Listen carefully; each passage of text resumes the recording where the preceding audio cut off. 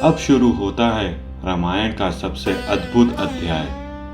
जब हनुमान जी ने समुद्र को लांघा, रास्ते में आई ऐसी शक्तियां जो किसी साधारण को रोक देती, पर भक्त की भक्ति कौन रोक सका है।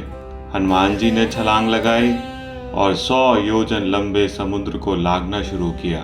रास्ते में 3 बाधाएं आई। माँ, कौन कौन सी बाधाएं?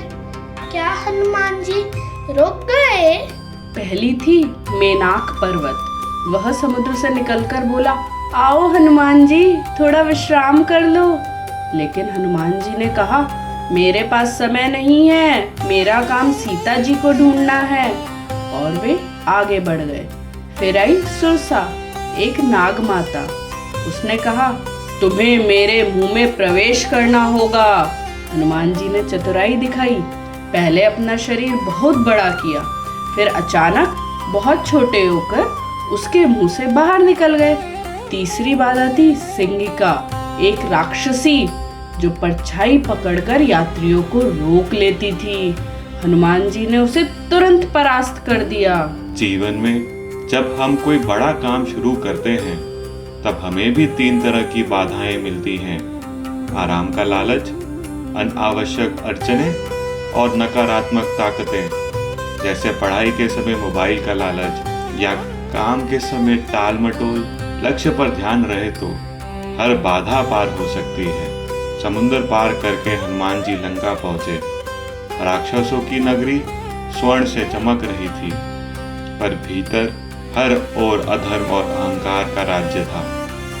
हनुमान जी ने अपना छोटा रूप कर लिया और चुपचाप गलियों से होकर अशोक वाटिका तक पहुंचे। वहीं सीता जी अकेली बैठी थी। माँ, सीता जी कैसी लग रही थी? क्या वे बहुत दुखी थी? हाँ बेटा, सीता जी बहुत दुखी थी। रावण उन्हें बार बार मनाने आता था, पर उनका मन केवल राम जी में अटल था।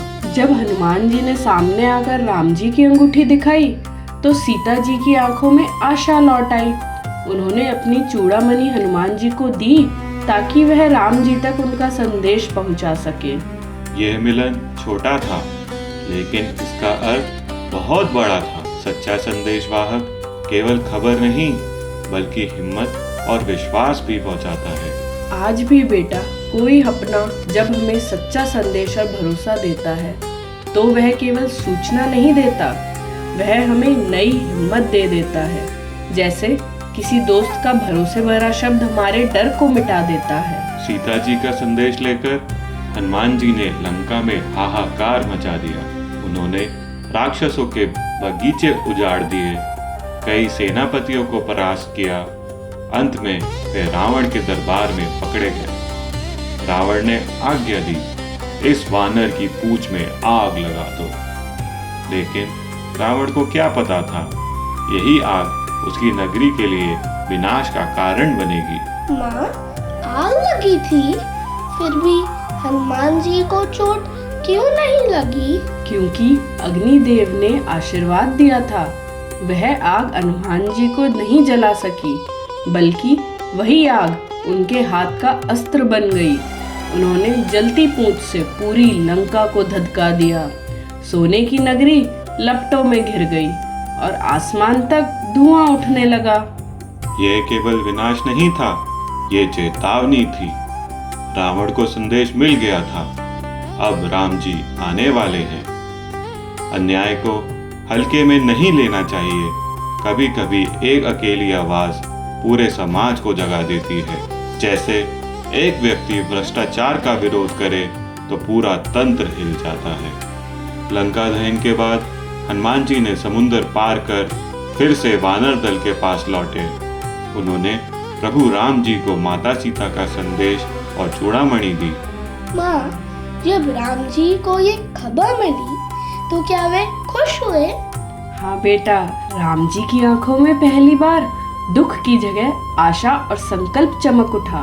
अब उन्हें विश्वास था, सीता जी सुरक्षित हैं और युद्ध का समय आ गया है। वानर सेना समुद्र किनारे जुट गई, लेकिन सबसे बड़ी समस्या सामने थी। समुद्र को पार कैसे किया जाए? माँ, इतना बड़ा समुद्र सब मिलकर कैसे पार करेंगे? यही चिंता राम जी को भी थी बेटा, इसलिए उन्होंने समुद्र देव से प्रार्थना की, हे सागर देव, अपनी लहरों को शांत करो ताकि मेरी सेना सुरक्षित लंका तक पहुंच सके। 3 दिन तक वे तट पर ध्यान मग्न खड़े रहे। तब समुद्रदेव प्रकट हुए और बोले, जब पत्थरों पर तुम्हारा नाम लिखा जाएगा वे जल पर तैरेंगे, यही तुम्हारा मार्ग बनेगा। वानरों ने पत्थरों पर राम लिखा और समुद्र में डालना शुरू किया। देखते ही देखते एक अद्भुत पुल बनने लगा, राम सेतु। कहते हैं जब गिलहरी बालू डाल रही थी तो वानरों ने उसका मजाक उड़ाया, पर राम जी ने उसकी पीठ पर हाथ फेर कर 3 धारियां बना दी। तब से गिलहरी के पीठ पर 3 रेखाएं हैं।